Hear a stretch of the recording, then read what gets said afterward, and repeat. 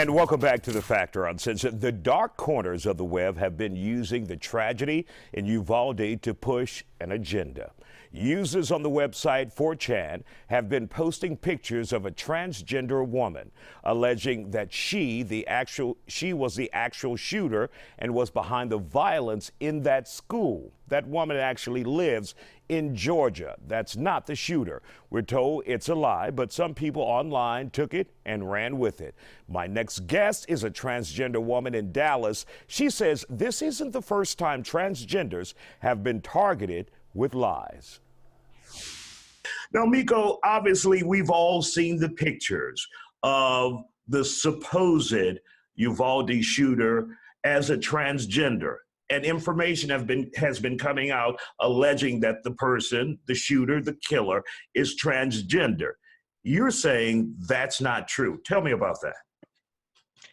Well, what's happening here lately, transgender people have been the scapegoats for a lot of buffoonery.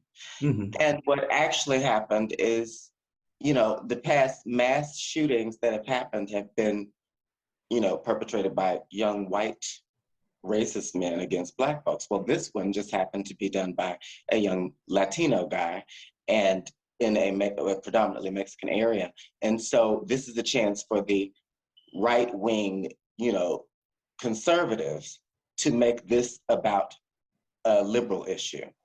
And what they've done is they've tacked on everything liberal they could find. They called him, this is another Mexican illegal, and transgender too. What they've done is— And we had a person on our show just last night who said that, and we're going to play that right now. You vote Democrat, they're all about pushing the gay agenda. That's what this guy is. He's putting on eyeliner. The Democrats are wanting to teach our students how to be confused. The Democrats are pushing illegal aliens coming over here. This guy's an illegal alien. So you reap what you sow. So there was that guest alleging that it was a transgender and that it was an illegal.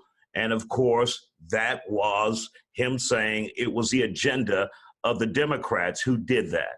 Now, how hurtful is this to the transgender community, labeling someone who's labeling someone as transgender who committed such a horrible crime who's not actually transgender?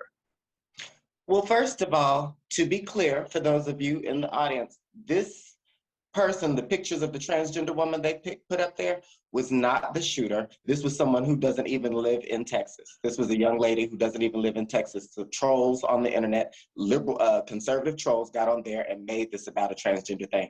This is not the first time this has happened to us.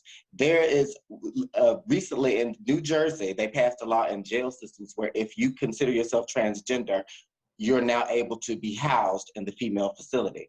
A young straight man took advantage of that, said he was transgender, got locked up with the females and started getting them pregnant. Then the whole world said, ooh, look, that's what transgender people do. Mm-hmm. When Dave Chappelle made that issue about, made the comments about transgender people in his act, and then the other day he was attacked on stage. The first thing he said was, oh, it must have been a trans man. Even though it was a joke, the whole world took that and said, ooh, look, that was a trans man. That's what trans people do.